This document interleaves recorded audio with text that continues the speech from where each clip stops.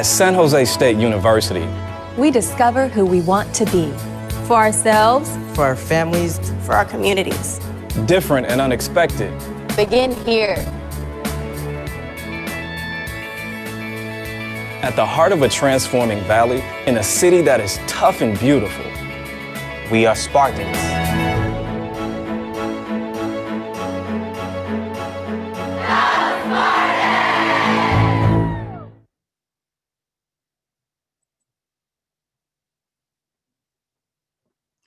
Welcome to our Campus Climate Survey Findings Town Hall. I'm Kathleen Wong-Lau, Chief Diversity Officer here at San Jose State University.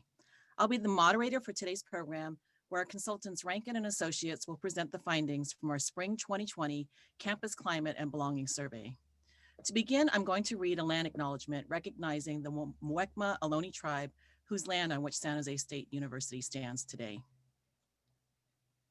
While we gather at San Jose State University, we are gathered on the ethnohistoric tribal territory of the Thamian Ohlone, who were the direct ancestors of the lineages enrolled in the Muwekma Ohlone tribe and who were missionized into missions Santa Clara, San Jose, and Dolores.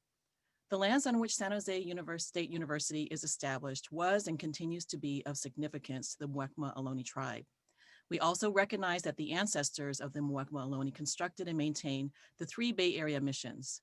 Our campus extends to surrounding areas that held a tupentec, a traditional roundhouse, which were once located at the historic Lope Inigos land grant Rancho Posomi y Positas de las Animas, Little Wells of Souls, and also Marcelo Pio and Cristobal's land grant Rancho Listec, which were places of celebration and religious ceremonies, as well as nearby ancestral heritage shell mounds that served as the tribe's traditional cemetery sites and territorial monuments.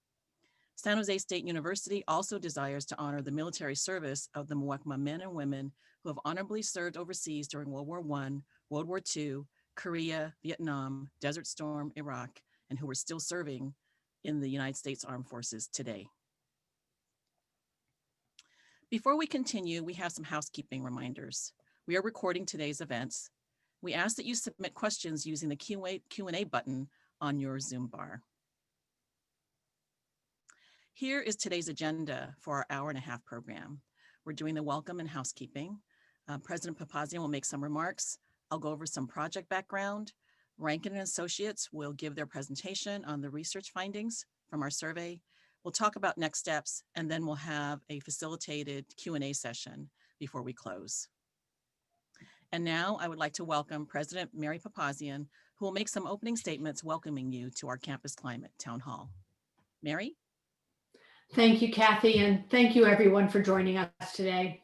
I won't take too much time here since I'm eager, just as you are, to hear from our presenters and learn more about some of the key findings from our Campus Climate Survey.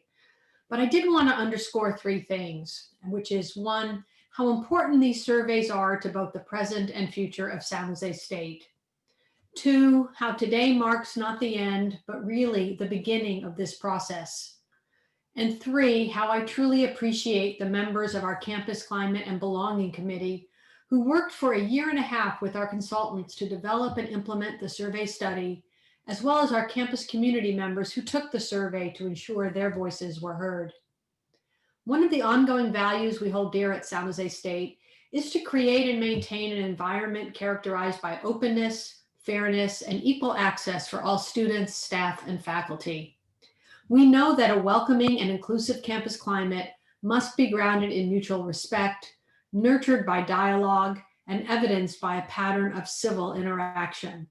This truly is one of the foundations of our educational model. So this kind of community environment, one that respects individual needs, abilities, and potential, is critically important to all of us.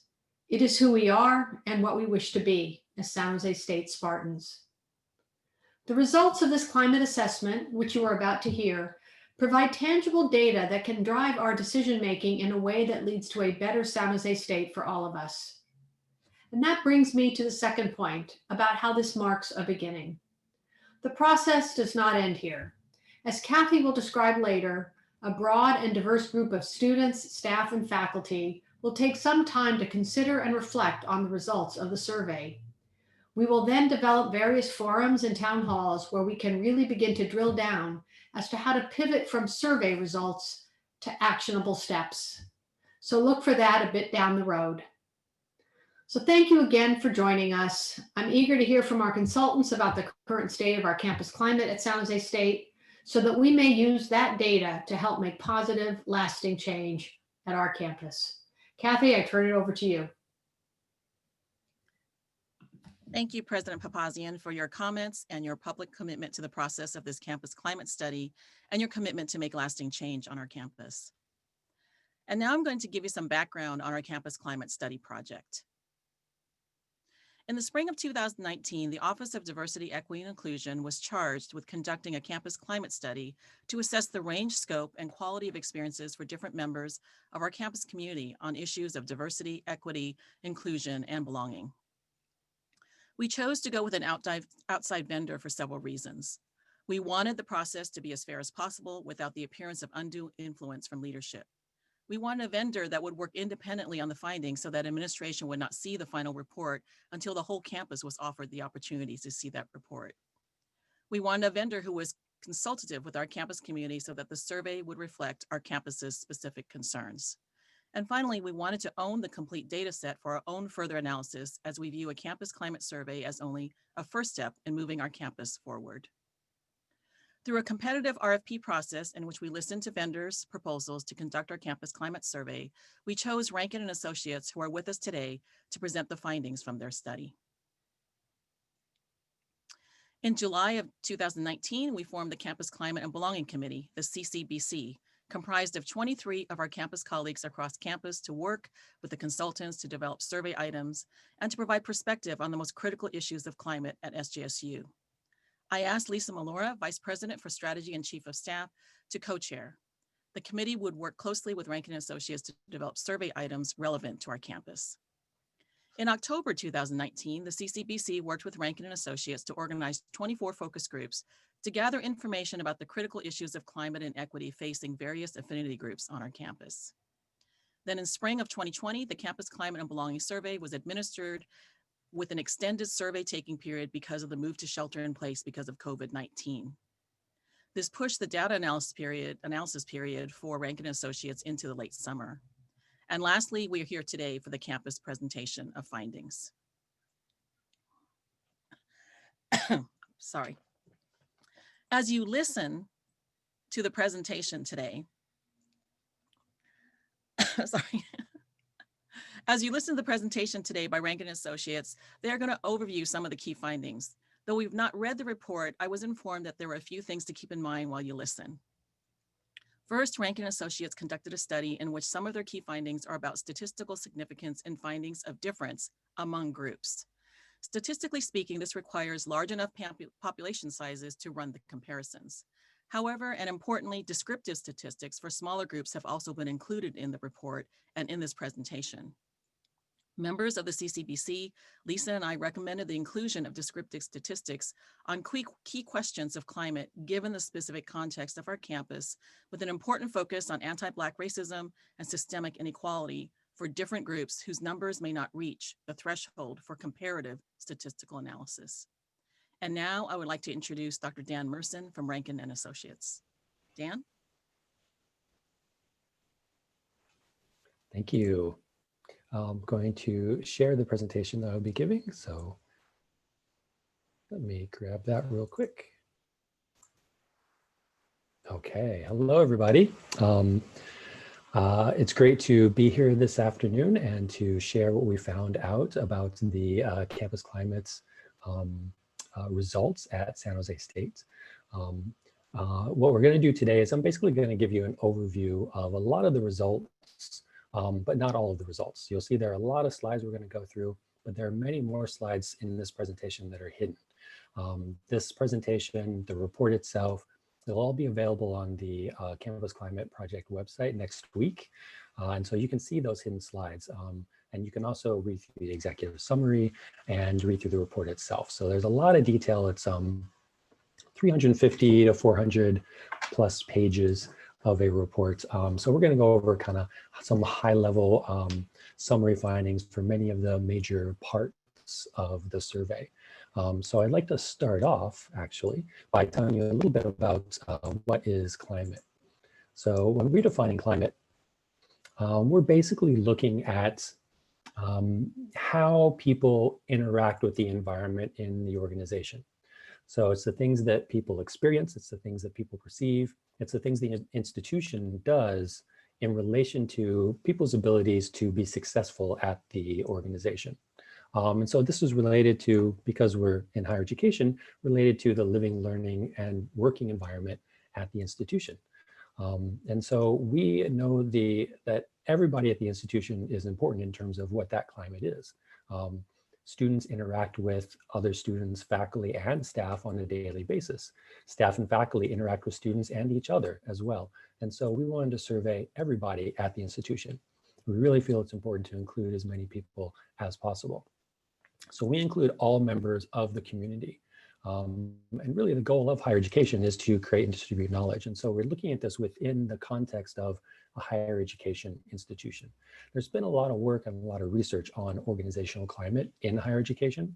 And if you look at the bottom of the slide, then you'll see a lot of citations that we use. At Rankin and Associates, we're all academics or former academics. We've worked in higher education, we've studied higher education, and we know that all the work that we do is built upon all of the work of everybody that came before us. And so we will have research-based citations.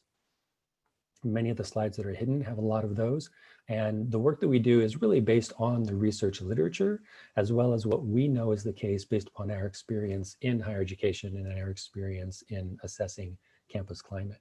So if you're in engineering, then I do want to acknowledge that these gears do not actually work together. That's a PowerPoint thing, not a us thing. I was in electrical engineering in college myself, and the first time I saw this slide, I was like, those don't actually work. But it's just to illustrate that all these things are related together. That climate is all of these aspects go into climate, and we can't simply ask the question, are you comfortable at San Jose State? Because you're not really going to get a very detailed answer. That's why we developed a survey with many questions to try to get at all the details about climate that all kind of come together to form an overall impression of what the climate is at the institution. In terms of that survey, we ended up with 120 questions, including many open-ended questions, qualitative questions, that allowed us to get more of a voice, more of a context for the quantitative results. And we'll talk about some of those along the way. The population is the sample. As I mentioned before, we wanted to include everybody. So we basically invited everybody to take the survey.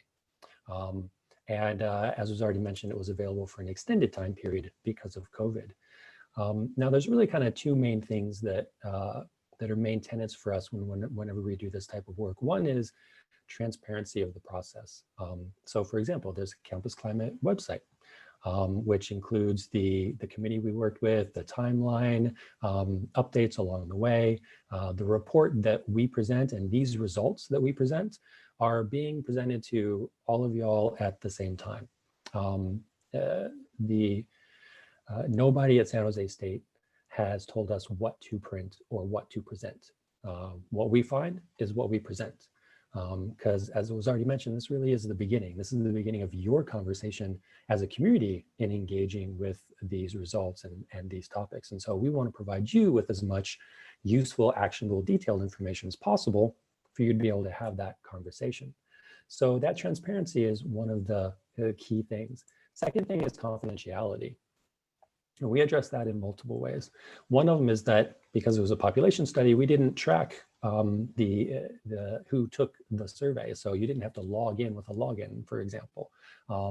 We also are very careful about if we start to kind of combine groups with certain questions, you can start to get at really, really small groups.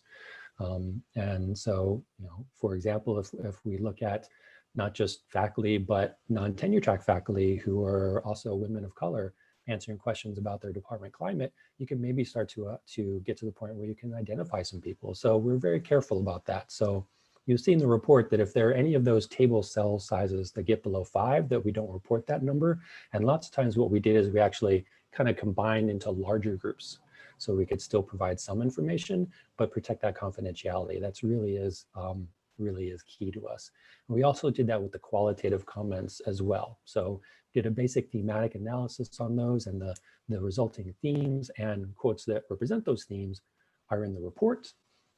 Those quotes may be de-identified, so you can't tell who actually wrote the quote, but they still give you an idea of what that theme is about. So confidentiality is important, and that's going to come back over and over again throughout the presentation. So let's start off with response rates.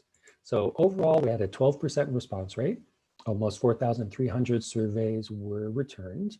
In terms of what we call position status, or your role on campus, for undergraduate students, it was a 9% response rate, 8% for graduate students, 35% for faculty, and 41% for staff.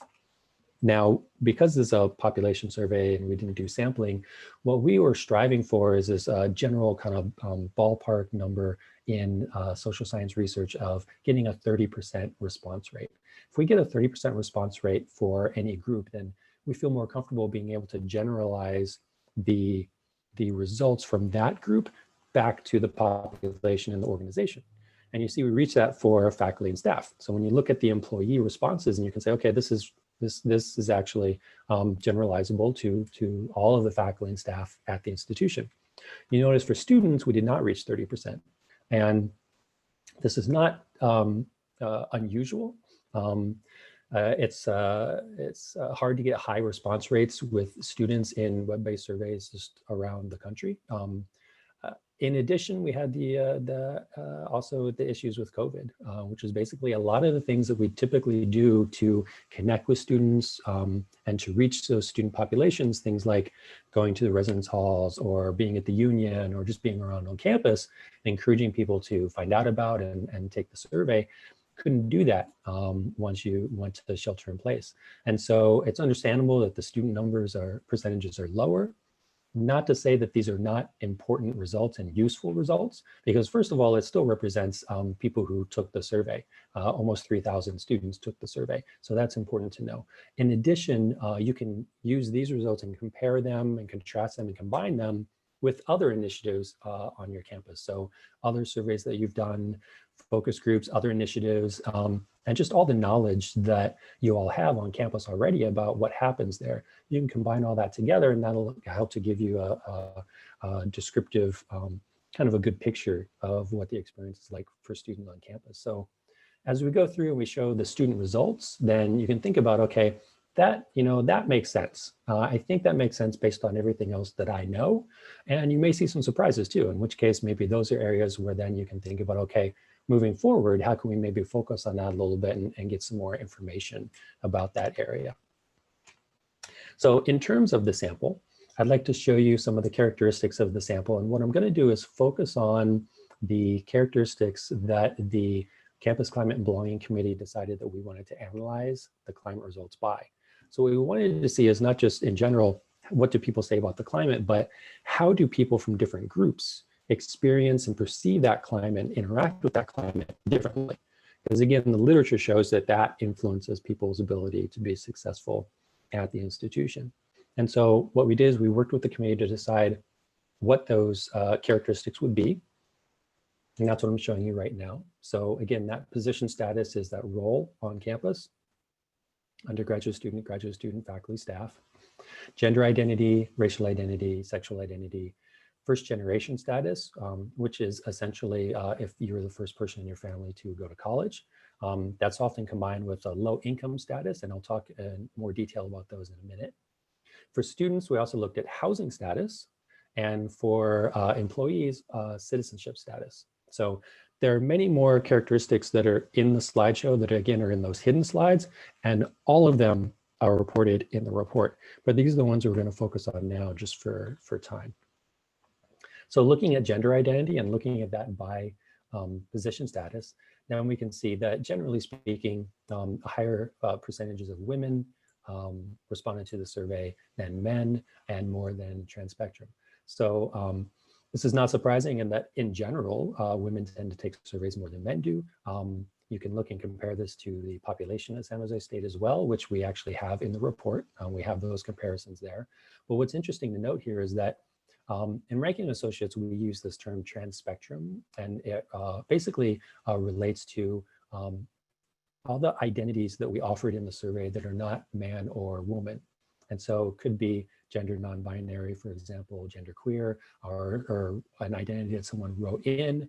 We provide many options in the survey, and then people could also write in others and identify as they wish. And so what we did is we combined those into what we call a trans-spectrum category. And while we try to provide as much detail as possible for individual groups, but for analysis purposes, again, we have to protect that confidentiality. And so some of the group numbers were just simply too small. And so we combined them into a group that we were able to use sometimes for analysis, again, depending on how the numbers went. What's great is showing you that in each of these different positions, there's 3 to 6% of the respondents who identified as one of those identities in that trans-spectrum area. And not just among the students, but among the staff and faculty as well. So it's useful to see where, just to see that these populations exist in the institution. We want to make sure that we note that when we can throughout the report. In terms of racial identity, there is an entire page of racial identity options, and people could, again, write in others as well. And in the report, all of those different groups are identified.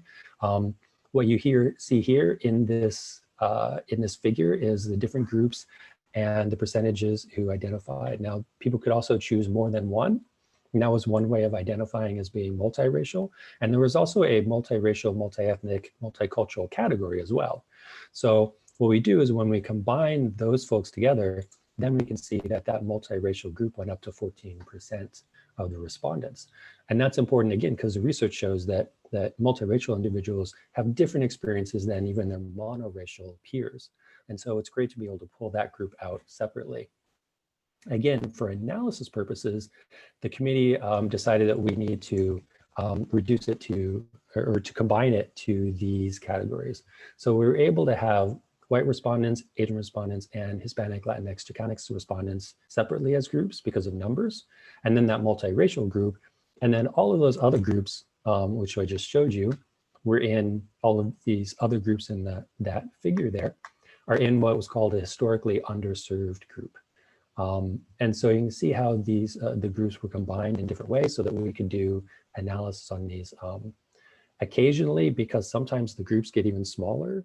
So for example, we may look at all respondents for looking at general climate, but we may look at questions that only faculty answered. So then it's only the faculty respondents, and some questions only tenure track faculty answered, which is an even smaller group. So sometimes we had to even combine some of these groups together in order to provide you with some analysis that we're able to do.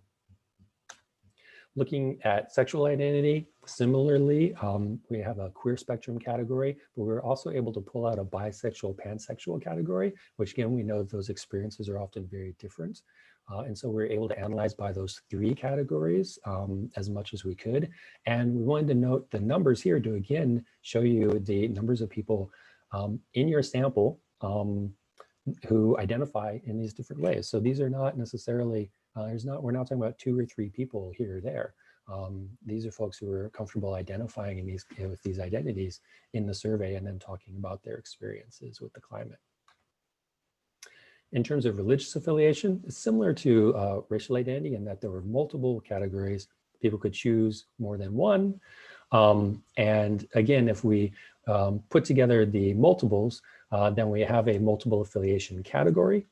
And for analysis purposes, those are combined into 4 groups: no affiliation, Christian affiliation, multiple, and what we call many and diverse religious affiliations, which is all of the other groups that were in the question.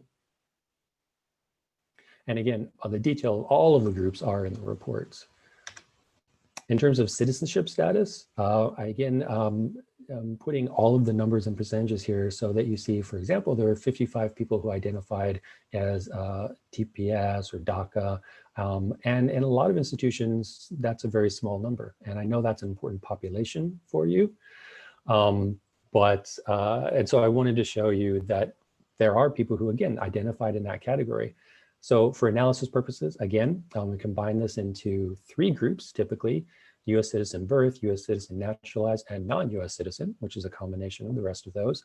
But for students, we were able to also pull out international students as a fourth category as well. In terms of first generation status, what this basically means is, were you the first person in your family, your immediate family, to go to college? Did your parents go to college? And that's basically what the question was based upon. And so first generation students were identified by the committee as those whose all of their parents or guardians completed no high school, some high school, GED, or some college. And you see the percentages here. So 56% of the respondents who were students were first generation students. 54% for staff and 34% for faculty. Again, the research indicates that those effects of being a first generation student can extend through graduate school and into faculty life in that academic environment as well. Fortunately, there isn't as much research on staff, which is one reason why we include staff in all of our surveys to make sure that their voices are heard. We often combine first generation status with low income. In this case, the committee defined low income to be those whose families earned less than $70,000 a year, because these are often, again, related concepts. People who are one are often the other as well, and they combine together. In terms of housing, there are basically 4 categories that we collapsed that to: campus housing, living with a family member or guardian, living independently in an apartment or house, and then other housing. And other housing included the other options that existed on the survey, including living in other off-campus housing, living in Greek life housing, for example, and there were a couple of other options there. So those are the different groups that we analyzed the climate variables by. So now let's talk about some of the actual results. So we started out the survey with a trio of questions that asked people, just generally speaking, about the climate. How comfortable do you feel overall? How comfortable do you feel in your work environment for the employees? And for the faculty and students, how comfortable do you feel in your classes? And what we did is we said, okay, this is the general percentage of folks who felt comfortable or very comfortable. So for example, in the overall climate, 71% of the respondents felt comfortable or very comfortable. But of course, we want to know, what are those differences between different groups in terms of how they're experiencing that climate? And that's what you see here. You see what we've listed as the actual statistically significant differences between the groups that we analyzed by. So first of all, undergraduate student respondents were more comfortable than faculty, graduate student, and staff respondents. Transfer undergraduate student respondents were more comfortable than non-transfer. Tenure track faculty respondents more comfortable than non-tenure track faculty. Men respondents more comfortable than women and trans spectrum. Asian respondents were more comfortable than white respondents and historically underserved respondents. And this is an example of where there's a couple of groups here that were not statistically different from the other two. So they're not mentioned here in the slide because they weren't statistically higher or lower than the others. And in terms of sexual identity, heterosexual respondents were more comfortable than queer spectrum respondents or bisexual, pansexual respondents. Respondents with no disability more comfortable than respondents with multiple or single disability. Non-US citizen respondents were more comfortable than US citizen by birth respondents and US citizen naturalized respondents. And for the students, international student respondents were more comfortable than US citizen birth respondents. So this is starting to give you an idea of where some of the differences may be based on this general question of feeling comfortable. Now, when we look at the work environment for faculty and staff, we see some similar themes and we see some slightly different ones. In this case, non-tenure track faculty were more comfortable in their work environment than tenure track respondents. Women and men, faculty and staff, more comfortable than trans spectrum. Asian and white faculty and staff respondents more comfortable than Hispanic, Latinx, Chicanx respondents. And again, with respondents with no disability more comfortable than their counterparts. And then when you look at the classroom environment for faculty and students, again, we start to see some similar differences and similar differences and different differences. So in this case, graduate student and faculty respondents were more comfortable than undergraduate student respondents in the classroom. Transfer students more comfortable than non-transfer undergraduates. Again, women and men more comfortable than trans spectrum respondents. white faculty and student respondents more comfortable than multiracial, Asian, historically underserved, and Latin and Hispanic Latinx Chicanics faculty, staff, student respondents. Heterosexual, more comfortable than queer spectrum. No disability, more comfortable than those with a single disability. Not first generation student respondents, more comfortable than their first generation counterparts. And non-US citizen respondents, more comfortable than US citizen naturalized and US citizen birth. So not only can we look at the overall percentage, in this case, 78% of all students and faculty said they felt comfortable with the classroom climate, but you see some of those differences between groups. And in some ways they're similar in different environments, and they're also different in some different environments. This is where you start to see the power of looking at some of these details. So we specifically asked people, have you experienced any type of exclusionary, intimidating, offensive, or hostile conduct in the last year? And 18% of the respondents said that they had. Now, we don't do benchmarking at Rankin and Associates because every institution is different. Climate is very contextual, and it can even change at an institution over time, which we've seen at San Jose State. This 18% is a little bit lower than what we tend to see in some other places, but that's where you can start to have your conversation and say, okay, well, is this an acceptable percentage or should it be different? And in order to help you with that conversation, we provide detail. So first of all, we said, okay, how many instances did you experience in the last year? And about a quarter of folks said 1, a quarter said 2, but over a quarter said 5 or more within the last year. Then in order to provide some context, as Dr. Wanlau mentioned, we were asked to provide some context based on racial identity and also religious affiliation because of how context that had changed on campus since when the survey was administered and we're presenting the results. And so these are not statistically significant differences because again, these are not the analysis categories that we used, but this provides you some descriptive information about racial identity and also religious affiliation in terms of the percentage of people who had experienced some sort of exclusionary conduct in the last year. What we did analyze by was based upon what were the top 3 reasons that people thought that they experienced this conduct. And one of them was position status. And so what we see in this figure is on the left side is the percentage of people who experienced the conduct. And so higher percentages of faculty and staff respondents than undergraduate and graduate student respondents experienced some sort of conduct. So that's the 25 and 26% compared to the 14%. And then this follow-up question was, well, what did you think it was based on? And again, we have multiple options. People could choose more than one. And one of the top 3 was position status. And the difference we see here is on the right side of the figure. So of those respondents who said they had experienced some sort of conduct, higher percentages of staff and faculty respondents than graduate and undergraduate student respondents said that that conduct was based on their position status. So what that means is not only, for example, did a higher percentage of staff than students say that they experienced some sort of conduct, a higher percentage of staff, 46%, compared to students said that it was based on them being a staff member. Now, the two other top 3 reasons, one was racial identity. And we can see the differences here based on in that analysis variable. So in this case, higher percentages of white and multiracial respondents than Asian respondents and Hispanic Latinx Chicanics respondents had experienced conduct. But in addition, a higher percentage of the historically underserved respondents than Asian respondents had experienced the conduct. So whenever you start to get larger numbers of comparison groups, you can start to get fairly complicated results. So when you read the report, just you can look and see we're very clear in our wording in terms of which groups were higher than which other groups. And if there were groups that were not higher or lower, then we note that as well. So it can be a little confusing to parse through some of those sometimes, but it's clearly laid out in the report.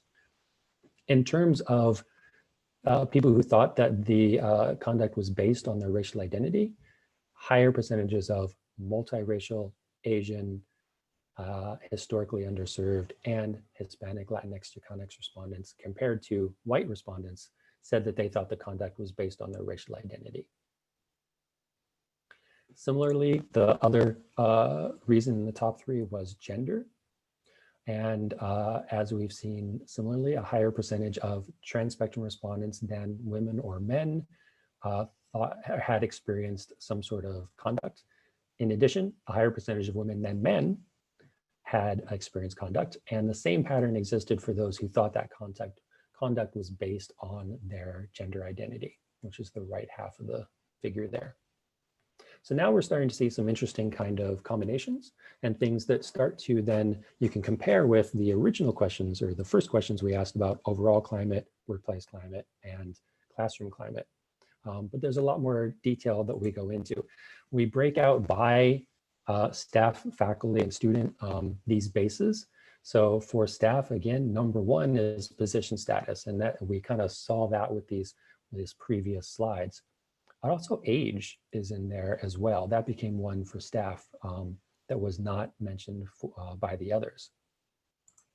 Faculty, their top bases were position status, gender, but also philosophical views and educational credentials as well.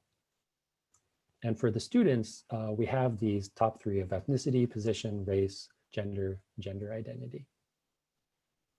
And we also ask people, okay, well, what was the experience? What was the conduct that you experienced?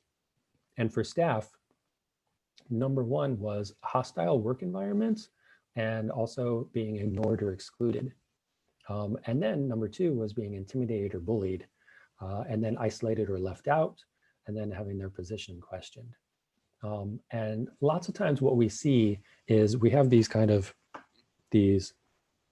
covert microaggressions. So this being ignored or excluded or isolated or left out. And we know those microaggressions are just as impactful as more overt actions, but those tend to be a lot of the things that happen. But what we see here with the staff is that they talked about a hostile work environment and being bullied just as much as these microaggressions. And among the faculty, number one for them was ignored or excluded, but also number two was that hostile work environment. And then we see the other options. So similar options in the top five, slightly different order. Now for undergraduate students, we have that ignored, isolated as being the top two. Those are those microaggressions at work there. Bullying was still number three in addition to being stared at. And then actual derogatory verbal remarks was also in the top five. For graduate students, there's that ignored, excluded again, isolated, left out, also bullied. And they also talked about a hostile classroom environment in their top five. Now, speaking of environment, we asked people where these experiences happened. And for staff, it's primarily in their job while they're working, which makes sense. That's what they're doing on campus all day long. For faculty, it was very similar, also while working. It's a different type of work. They may be moving around in different places, have different environments with the classroom, depending on the staff member. They may also be moving around, or they may be sitting at the same desk for 8 hours a day. So for the faculty, it's kind of faculty type of environments as well, but they didn't mention the classroom environment. For students, number one was in class or laboratory. Also for them, it was while walking on campus or other public spaces, in a meeting with people, also campus housing, and also some of these kind of more virtual stuff like phone calls, text messages, emails. So for students, it really was about their entire experience of being a student on campus. It's the academic experience, their living experience, their learning experience, their living experience, their perhaps working experience, meeting with groups of people, and just kind of being on campus. It really kind of was affecting all areas of their life.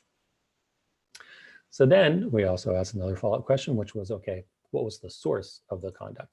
And what we see for the staff is that number one was supervisors and managers. Number two and three was coworkers and staff members. Usually what we see with this type of behavior is that it's usually kind of within cohort. So students on students, staff on staff, faculty on faculty. So in this case, this one is a little different for San Jose State, which is where the number one was supervisors or managers. It wasn't coworkers for the staff. Now, and notice that also senior administrators and faculty are in the top five as well.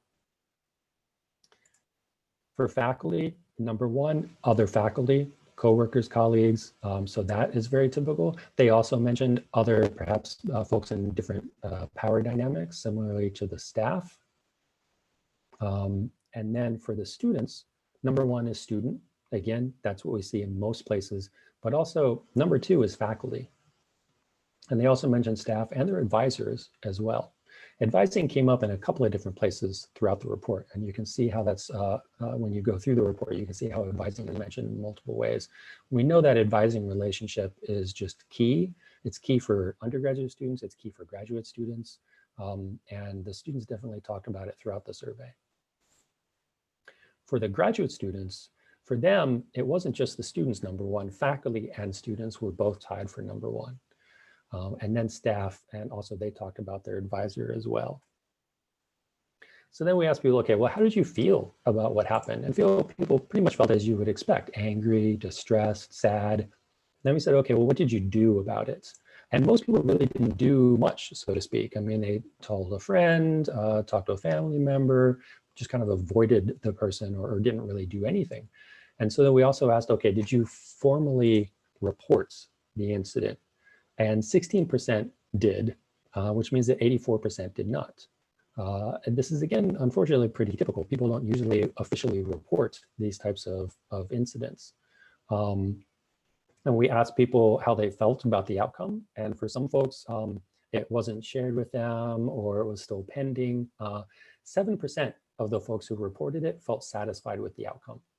The rest of them basically did not. I mean, 38% thought it was addressed appropriately, even though it wasn't what they would have hoped would have happened. So that's also on the half positive side, but also 13% thought it was not addressed appropriately. But what's interesting to know is, again, that 84% didn't report the conduct at all. So as I mentioned before, there was a collection of open-ended questions where people could talk about their experiences. And so for this discussion of all these types of exclusionary behavior, we looked at the themes that emerged from that. And from the students, they talked about two things primarily. One was offensive conduct in academic courses and opportunities. So again, things happening in their learning environments. And the second thing was hostile behavior and even assault on campus. Again, just things happening just on campus in different places. For the staff, they wanted to talk more about lack of accountability. They felt like it didn't matter what happened, nothing, things just kind of kept happening and people weren't held accountable for their actions. Faculty talked about gender-based misconduct, which goes back to some of the results we've already seen about some of the gender-based differences. And they also talked about the exclusion of non-tenure track faculty. There are a lot of questions we asked individually of faculty, which we'll get at those later in the presentation. But first of all, I want to address a topic which is an important topic. It's a difficult one to talk about. It's about unwanted sexual experiences. And so it's something that we're going to spend a few minutes talking about. It's an important conversation to have. We're having it more and more on college campuses nationally. We asked a series of questions which asked people if they'd experienced some sort of unwanted sexual behavior. And we gave 4 different types of behavior, and these were defined in the survey. So relationship violence, gender-based stalking, unwanted sexual interaction, which is basically like a sexual harassment, and then unwanted sexual contact, which is a more physical type of interaction. And you can see the different percentages there. When we put those together, 10% of the survey respondents had experienced at least one of those. And this was not just within last year, it was within their time at the institution. It's important to know that most of the respondents who said that they'd experienced something were student respondents. This is, again, very common nationwide. And you can see how this breaks down here in terms of the 4 types and in terms of numbers and percentages. So large percentage were students. However, there were also people who identified as employees who had also experienced some sort of unwanted sexual behavior as well. So that's also important to know. And we asked when this occurred. Again, it wasn't all within the last year. It was some folks talked about things that happened 5 to 10 or 20 or more years ago as well. But for students in particular, we asked, okay, what semester did this occur? And 45% said their first year. And of those, 70% of them, it was the fall semester. That was more than who said the second year, which was still 26%, and even going into their 4th and 5th year. So again, we know based on the literature, this is often a first semester, first year occurrence. but it also extends throughout students' college careers as well. In terms of where on campus and off campus, it was both. In terms of who the perpetrators were, primarily acquaintances, friends, students. Again, most of the respondents were students, but also the staff members are listed here as well. And then we asked, okay, how did you feel about this? And again, understandable emotions in terms of being angry, embarrassed, distressed. What I want to point out is that number 4 here was feeling somehow responsible. So for those of you who've experienced this, for those of you who are survivors of unwanted sexual experiences, sexual assaults, etc., you should know that it's not your fault, not responsible for this. This is a really common result that we see in a lot of places. In terms of what people did, primarily talked to a friend, avoided the situation, and 15% officially reported the conduct. And these numbers are really small. It was hard to report some of these, but 39% thought that it was not addressed appropriately. And then we asked people, okay, so 85% did not report the conduct. How come? And the 2 main themes that came out of that was, one was a lack of knowledge. I didn't know I should or could or where to go to do it. Another one was embarrassment, feeling embarrassed about the situation. So that's all really important information. We also asked people, it was a section of the survey where we asked about people's intent to persist. We basically said, have you ever seriously considered leaving the institution? And about a third of the respondents said yes. Now, again, if we break that down by group, then we see for faculty and staff, 46% of faculty and 54% of staff said, yeah, I've seriously considered leaving the institution. Those sound like really high percentages. They often are high percentages because there's a lot of reasons why you may consider leaving the institution. But you know that people don't tend to leave very often. You know that your retention rates are high. So what's really important to know then is, okay, why are people considering leaving? Even if they are staying, why are they thinking about leaving? And so we had a lot of follow-up questions.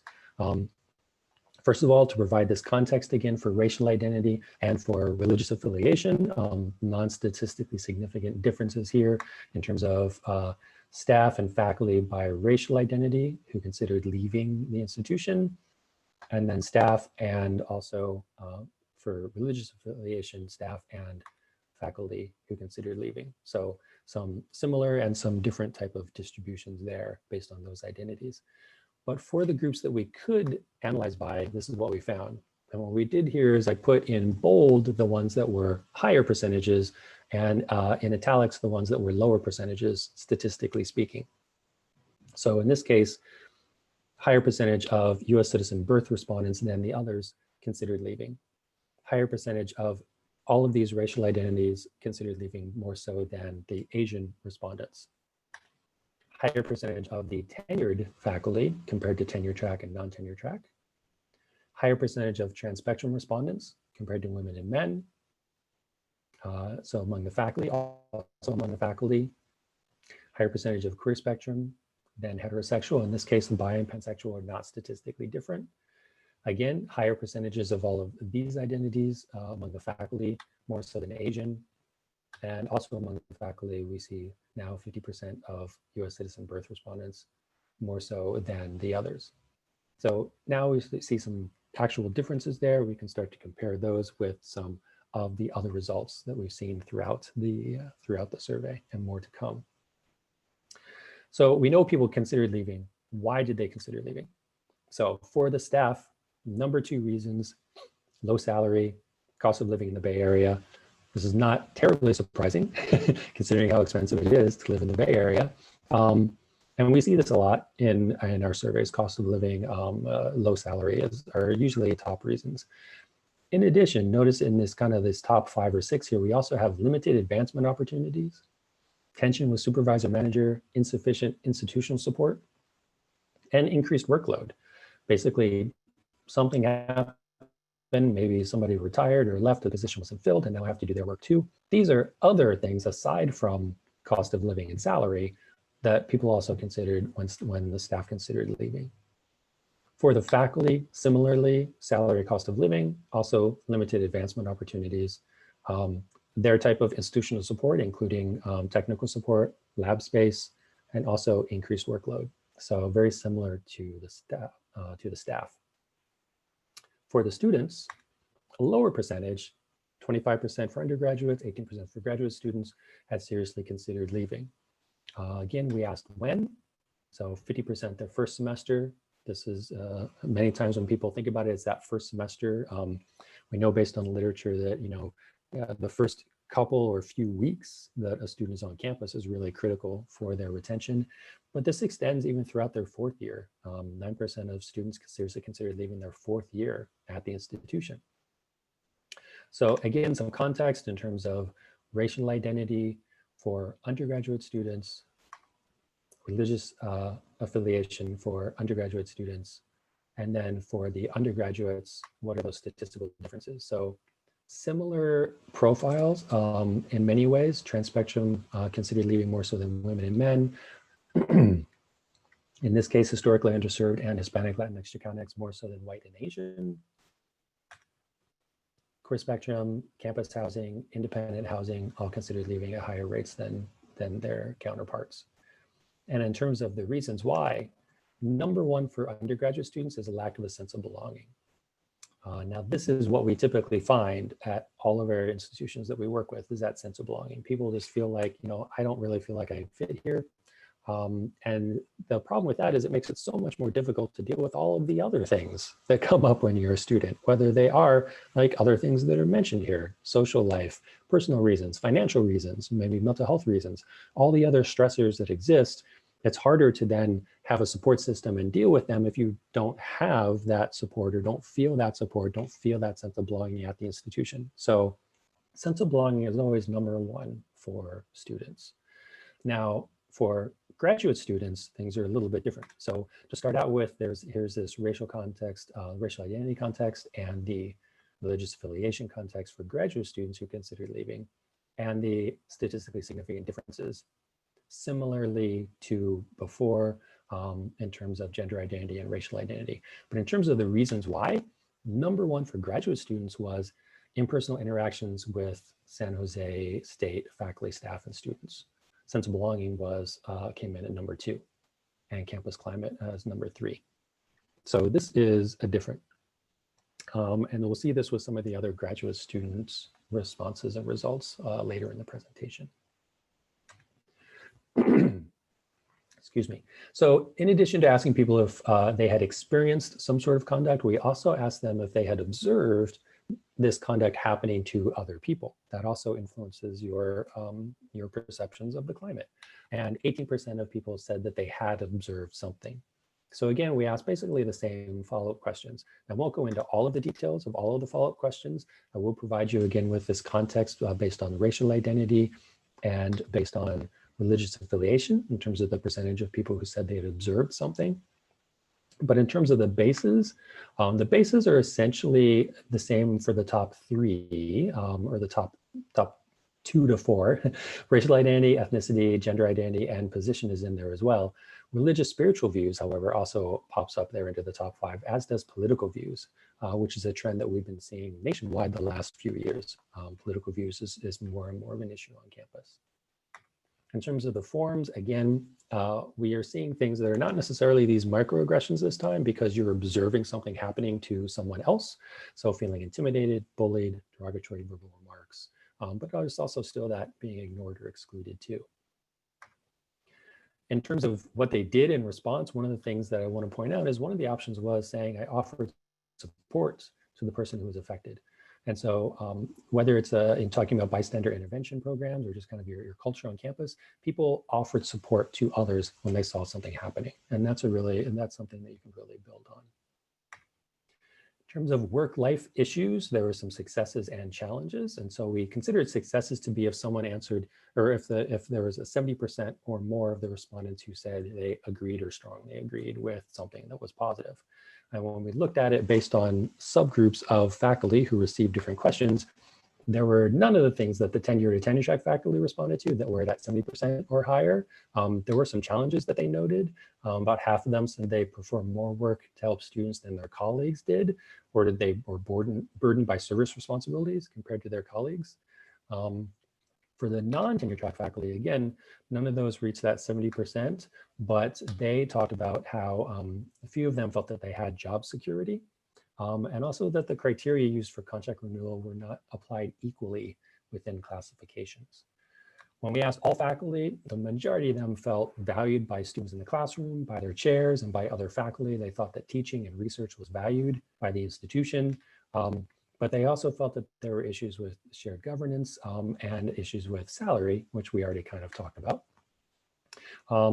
And there are issues in terms of managing work-life balance or the performance evaluation process as well. For staff in particular, staff basically felt they had enough time to do things. Their supervisors were supportive of them. They felt like their colleagues were supportive. The institution provided them professional training, professional development opportunities, and they also felt valued by coworkers and supervisors. But they felt less positive about their career opportunities. They felt like workload had increased and a hierarchy exists that valued some voices more than others. So again, we're seeing some of these themes are consistent with what we've already seen previously in the results. For the students, we also asked a series of questions, and this is a combination of pros and cons and pluses and minuses here. So they felt valued by faculty in the classroom and by other faculty, less so by senior administrators and other students. Graduate students in particular, 60% felt satisfied with the quality of advising. Now that's below our kind of 70% benchmark, but it gives you an idea that they felt that they had communication with these folks, but not necessarily felt as satisfied with the quality of advising. So when we look at the qualitative themes, we see something similar where they talked about mixed experiences with advisors. Some had positive experiences and others did not. And for the students, we also asked a series of questions that basically got at not just GPA, but kind of their perceptions of how they feel they're doing academically at the institution. This is a scale that's been used in a lot of research over the decades. And we looked at statistically significant differences, which look, again, kind of similar. So we include this because we know that climate can influence people's ability to be successful. That's why we're doing the study. And so what we see is that women and men undergraduate respondents had higher scores than their trans spectrum colleagues. And among the graduate students, women had higher scores than trans spectrum as well. We see differences with racial identity for undergraduate students, sexual identity for undergraduate students, and graduate students in terms of living independently. So just kind of throwing a lot of information at you.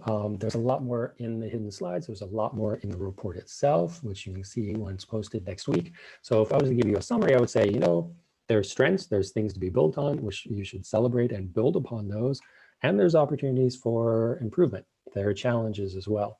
And this all makes sense. And when you think about it within the context of the institution, we know that higher education institutions are microcosms of society. So things that happen nationally, within the state, within the area, within our communities, also interact with and influence what happens on campus as well. And so being able to acknowledge that, which is kind of the first part of asking us to come and do this work, is really important. And be able to keep that context in mind as you have these conversations is important. So there are definitely some successes in terms of students and faculty feel valued by each other. Staff feel valued by their supervisors and managers. There's also opportunities for improvement in terms of the percentages of people who considered leaving or had experienced different types of conduct. And so this is where we then turn it over to you all, because you have the context of being in the environment, of living, learning, and working there. This is where I am actually going to literally turn over the presentation to Dr. Wang Lao, who will talk about some of those next steps. Thank you, Dan. So I know that there were a lot of findings, a lot of slides, and that the news and the information is interesting and as well as sobering in terms of the challenges that we have on our campus, as well as some of the good things that we have on our campus. No doubt that you may want to see more of the slides or this slideshow, as well as the slides that were hidden. So Dan showed a limited slideshow because in the interest of time of some of the summary findings. But what you should know is that there is a complete slide deck with about 120 PowerPoint slides on that complete report of the slide. So what Cliff has done is that he has dropped some addresses in the chat. So if you want to get the executive summary, the full report, and the PowerPoint, it'll be available at sjsu.edu/diversity on our website next week. We'll be posting that. If you need a hard copy of the report, it'll be available for you to review in person, and you can email requests to diversity office at sjsu.edu. So many of you may be wondering how you may request data and analysis to support and inform your work on equity and inclusion on our campus based on the information from this report. So we are going to have a process for data access. Proposal requirements will be posted on the Office of Diversity, Equity, and Inclusion's website in the spring of 2021. A data access review team will review proposals on a rolling basis beginning in mid-spring 2021. Some proposals, depending on what they're asking, may be subject to IRB approval. The institutional research will provide the data sets to approved researchers, and we may be able to run reports on some of those smaller confidential groups in a way that preserves confidentiality.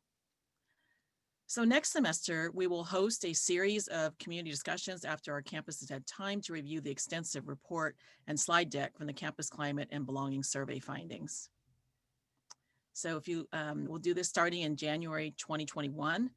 These meetings will be to discuss the findings, to share ideas about next steps, and to solicit your input on actions and initiatives. Next slide shows us the dates that we have set up for these community discussions. Registration information will be posted in the coming weeks. I want to remind you that we have a late start for our spring semester. It doesn't start until January 27th, and so therefore our discussion dates will start at the end of January and move into early February. And if you cannot attend the community discussions in January, you'll be able to share your suggestions online. You can sign up for forums as I just stated, or if you can't attend, you can provide your suggestions or actions on the Belong at SJSU Campus Climate Work website, or you can email diversityoffice@sjsu.edu. Finally, next week, we will announce a permanent standing committee for San Jose State University. This will be the Campus Committee on Diversity, Equity, and Inclusion. The CCDEI is a campus body-wide committee appointed by the president. Will analyze the findings from the Campus Climate and Belonging Survey, as well as the information gathered from these campus fora and discussions and other available campus data to support their recommendations to the president on diversity, equity, inclusion, and systemic change. They will make these recommendations on an annual basis, and the president will respond back to the committee on an annual basis to report any updates and progress on the recommendations. So now we're going to move into our Q&A portion. I want to remind you that you can enter questions on the Q&A using the Q&A button on the Zoom toolbar. So in the time remaining, I'm going to ask that our presenter, Dan Merson, from Rankin & Associates, President Papazian, and I, of course, will be ready to answer questions from you today. So if there isn't enough time to answer all of the questions, we will compile responses to these questions in an FAQ document that we will share in the coming week on our ODEI website. So we have a question that has been posted, and this one is going to go to Dan. And so Dan, the question is, was homelessness asked about in the survey? Hi, thanks for the questions. So we asked that student housing question, and there were multiple options to that. And one of those was kind of a write-in option, like with many of the other ones. So people could write in if they'd experienced different aspects of homelessness or other types of housing options that weren't listed. So again, for analysis purposes, those were all combined into that kind of other housing category. And so you can see that in the survey. I believe, Kathy, there's going to be a separate survey. We actually talked about this as we were developing our survey. We typically ask a little more detail about that, have that as an option, but there's another survey that's going to focus more on that that's coming out. Isn't that right? Right. So this spring, there's going to be a needs assessment survey administered, which will give a more detailed look at basic needs, including housing insecurity, food insecurity, economic insecurity. And it's also going to assess access and knowledge about available resources so that we can get a more complete picture and understanding of students' needs, but also their information in terms of how much information they have on the resources and services available. So in the Campus Climate and Belonging Committee, we had discussed these issues. There are some concerns about, I think about survey fatigue as well. And we knew that for this spring 2021, that there would be a very comprehensive needs assessment survey administered. Okay.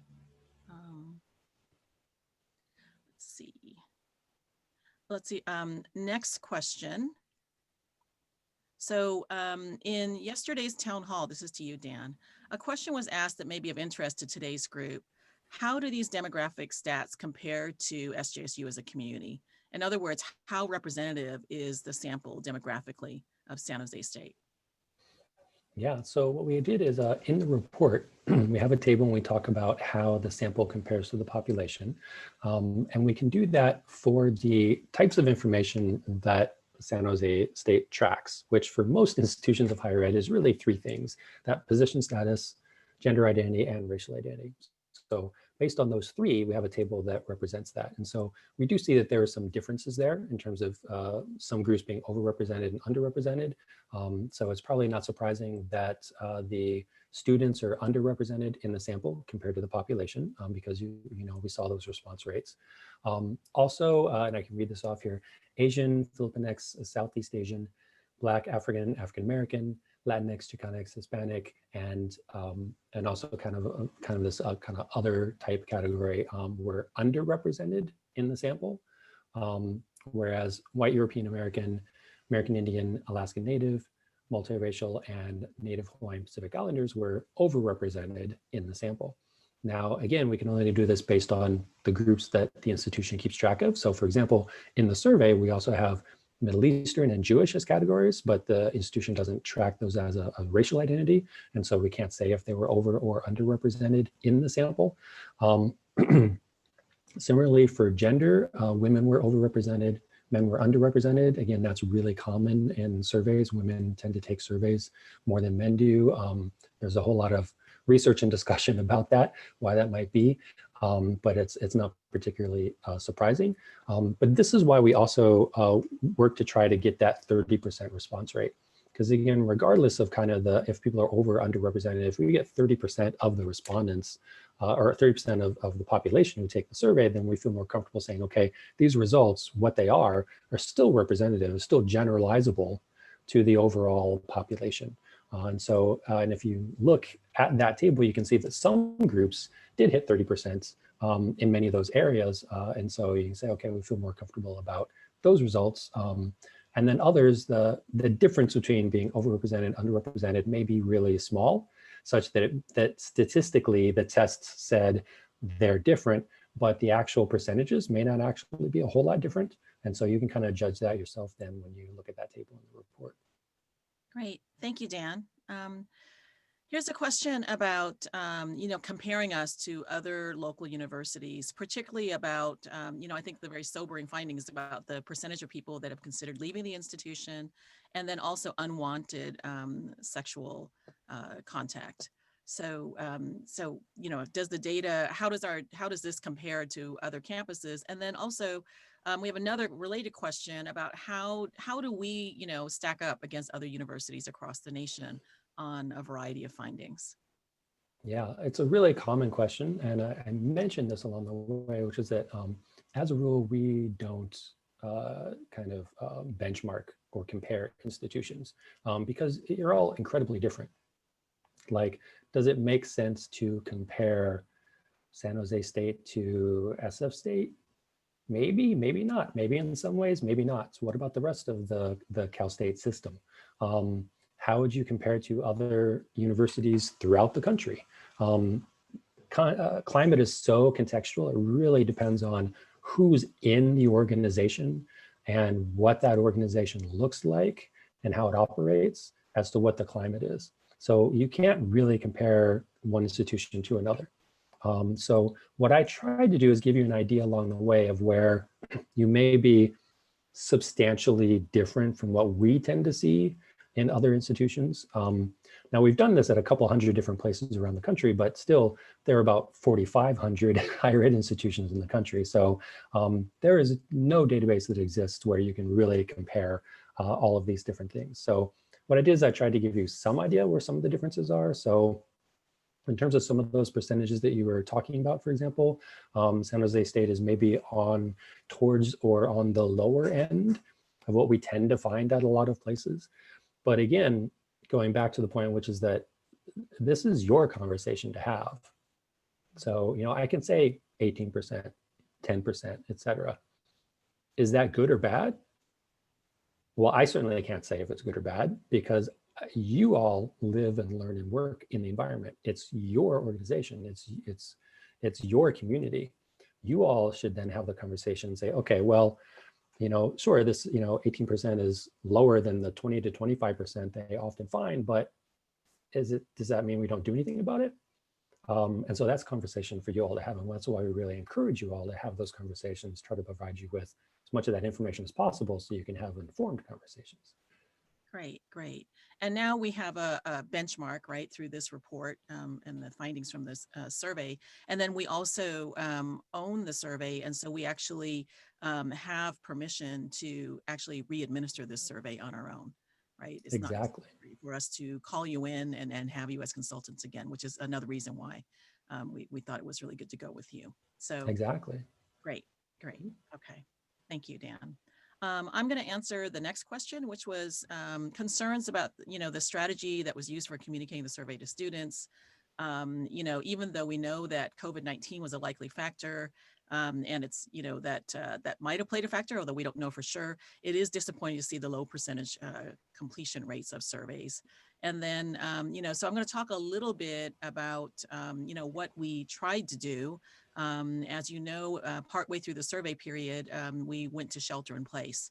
And so up until that point, we had been communicating with students using banners when students logged into my SJSU.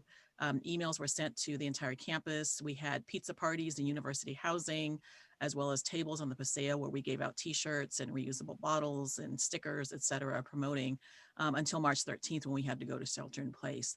We also use social media apps like Twitter, Instagram, and Facebook to promote as well.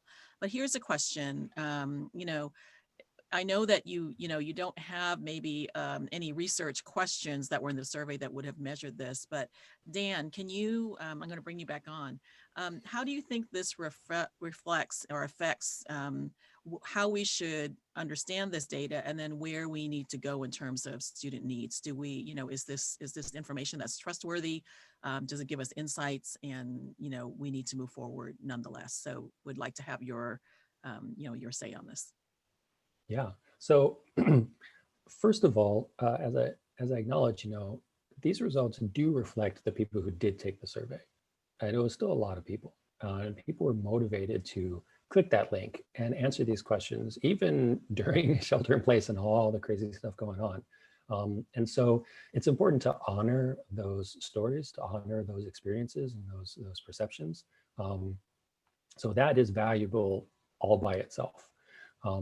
What you can then do is start to then compare what you learned from this group to other things that you know at the institution in other ways. Like I said, from like other surveys that you may already have, the work that you already do on campus. We talked about the survey that's coming up this spring, for example. So there's a lot of different things the institution does that you can then put these things together and say, okay, well, in the climate survey, we saw these kind of themes of the results.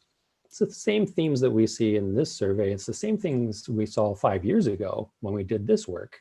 And we've been working on these things. They seem to be a little better, but they're still there. So we think that this is still something that's actually happening. That's important regardless of the response rate. It's important for you to do with the staff and the faculty as well, not just with the students. It also gives you the opportunity to then engage with the students more and say, hey, we learned this from this campus climate survey. What do you think about this? Is there something else that we missed as well? And then having those conversations, whether it's through focus groups. I know when you talked about next steps, it's going to be about, or when you talked about next steps, we talked about having, fora to engage with these conversations. So get some of that information that way as well.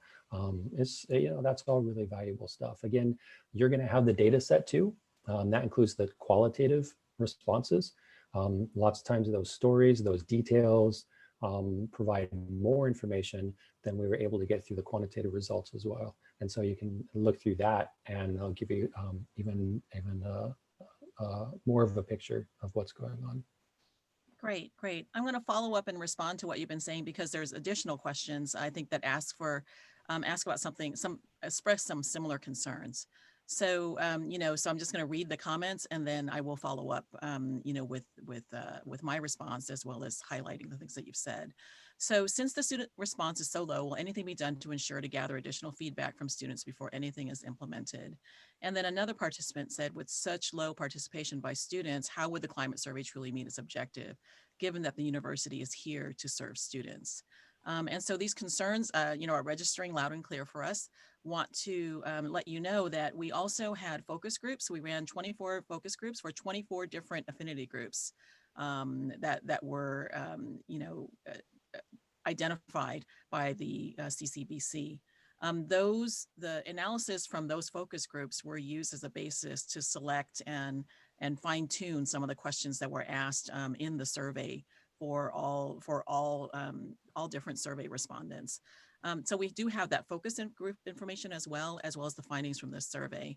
And our intention, again, as Dan has stated, is to utilize the forums discussions in the spring, in January and February, but also we may, out of those forums might come suggestions to work with specific student success centers, for example, to hold focus groups or interviews.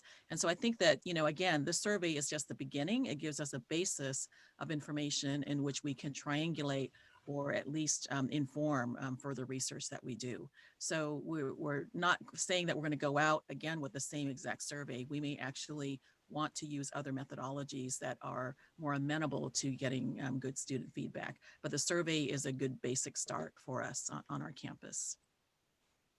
Okay. This is a question for you, Dan. When results noted interactions with or perceptions of advisors, is there a way to disaggregate whether those are faculty advisors or professional staff advisors? Mm-hmm. Yeah, so students, I think, right? Yeah. Yeah, so with the graduate students, it's a little more straightforward. It's probably whoever their advisor is. That's usually pretty established relationship there. For the undergraduates, it may vary, and they may have more than one advisor. They may have a professional advisor or a faculty advisor, and it may depend on the program or the college. So what we saw is in those open-ended questions, those opportunities that people had to talk more about this, that students talked more about their experiences with their advisors. And so what you can do is look at those themes and those quotes, and that'll give you an idea of the experiences that they were talking about in terms of advising, in terms of scheduling, other types of academic issues that they were experiencing. Right, thank you. So this is a question for me. A participant wrote, I have seen many SJSU complain about problems with their advisors and asked two questions. Has SJSU ever reviewed SJSU's Reddit page on the thoughts of SJSU advisors? I can say that I have not, although I've heard about comments and feedback about advisors. Will SJSU deal with issues and problems regarding advisors? I can tell you that across divisions, there have been discussions and various efforts to provide training for advisors across departments. We certainly, ODEI is involved in a lot of those workshops. We in the spring, shortly after shelter in place, and when there were concerns about DACA students, for example, we provided an online training for advisors at SJSU, as well as opened it to the larger community, so that we could give a workshop on how to work with DACA students and other undocumented students and students who came from mixed status families in order to be more inclusive and supportive, and what resources you could have. We have various types of workshops that are being devised, as well as I think that across divisions, against student affairs and academic affairs, there are efforts to try to address some of these issues, but I will certainly check out that Reddit page. Okay. Another participant wrote, there are only so many ways to help 33,000 students be connected to the campus, such as through jobs, committees, and student orgs. How else can we help students feel that connection and increase retention rates? Related to this question, how will SJSU help students socialize and connect with their peers while being online? And so for this question, you know, what I can talk to you about is that this is probably one of the biggest questions facing the entire nation, not just San Jose State University. And here in California, as most universities are going to stay in mostly online mode, unlike in other parts of the country, this is a question that is becoming a lot more urgent. We know, for example, during the elections, we had, without going into too much detail and spending too much time, we had a 44-person campus-wide committee that tried to design different ways for students to connect with each other during the elections, about the elections, or to participate in diversionary sort of activities like gaming Zoom room, or playing Among Us in a Zoom room, and or playing trivia and stuff in order to connect. At all of the sessions that people attended, and I would include employees as well, people expressed a great yearning and longing to connect with other people, and missing the ability to connect on campus with each other, especially the unscripted and unscheduled ways in which people run into each other. And so, we are trying to put together some online Zoom rooms for people to hang out in, as well as to connect and socialize. And I know that different deans and different programs over in student affairs and other places are trying very hard to set up ways for people to connect, so that we can feel that the sense of belonging. And I will admit, and I said this is a national problem, it is a real challenge to do that. But it is on our radar, and we would certainly welcome any feedback or suggestions people have. Okay. This is a question for Dan, as well as for possibly I can answer. This is a question on affirmative action. And so the question is, what was anything to do with affirmative action? Was the topic asked about or analyzed? And if not, why not? Given the climate that we're in, as well as affirmative action being struck down in California this last election, this person wants to know if it was even addressed, considering the survey was put out there earlier in the year. So I can start and say that in terms of our conversations with the committee and what questions to have on the survey, that we didn't specifically ask questions about affirmative action.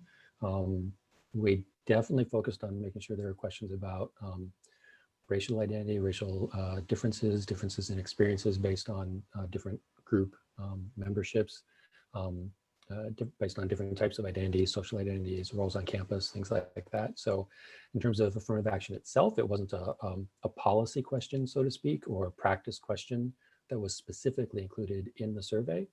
Again, we had a lot of open-ended responses, and off the top of my head, I can't remember if there was a theme that came out talking about affirmative action necessarily. I don't think it was. But this is a great example of, as you said, this is a kind of your own benchmark. You can kind of go from here and say, okay, what, if we want to find more information about this, let's figure out ways to ask about it, and then maybe include it on the next survey in 4 or 5 years if you do it again. Great. I can say that we started putting, the group started working with the focus group information and putting together survey items try to correct me if I'm wrong, in the summer of 2019. Is that correct? Summer and fall of 2019. Is that correct? Yeah, last fall. Yeah. I mean, basically that, it was last fall. Yeah. Yeah, but questions of policy did not enter into any of the things that we considered for the survey. And as Dan said, maybe this might be something that's relevant that might be put forth. Okay, all right. So let's see. I'm looking at the time right now. So I think I'll answer one last question. And that is, a question was asked about how the numbers compare to the survey that was completed in 2015. From my memory, and I'm sorry I don't have the numbers handy. From my understanding and memory, the numbers of students, percentage of students who answered was also quite low, and it was higher for staff and lower for faculty. And the results compared to the previous survey, I would say that the report of, for example, witnessing or experiencing any sort of exclusionary acts was, I believe, a little bit higher in the previous survey than it was in this one. And those are some of the major things that I can remember, but kind of similar results. Yeah. Okay. Okay. So our Q&A session is coming to a close as we're heading towards the bottom of the hour. Just wanted to make sure that people know that we will answer the remaining questions in a FAQ, and we'll post that on our website. I want to make some closing remarks. First of all, I want to thank all of you for attending our Campus Climate Town Hall on a Friday after a very long semester and long couple of weeks with the election. We know from those who responded to the writing prompt about your reasons for attending today's events that you care deeply about our campus communities. We also know that you're looking for data to support your work in improving our campus climate. I know that the findings presented today are sobering, and that there are many questions that may be unanswered with today's presentation. But again, I want to emphasize that this is only the beginning. Some of those answers may be available in the larger report. Some may be available through a further analysis of the data set, which we now own. And some questions may yet need to be answered through another means of analysis or information gathering. Please know that this campus climate and belonging study is only the beginning, and that we as a campus are committed to providing the tools and means for systemic change on equity. We also have the upcoming Campus Committee on Diversity, Equity, and Inclusion, which we will use these survey findings as well as other types of data available to inform their work. I want to thank you, and I want to thank the panelists today and the people who are working behind the scenes, including event staff, for helping support today's town hall. Thank you very much, and have a good weekend.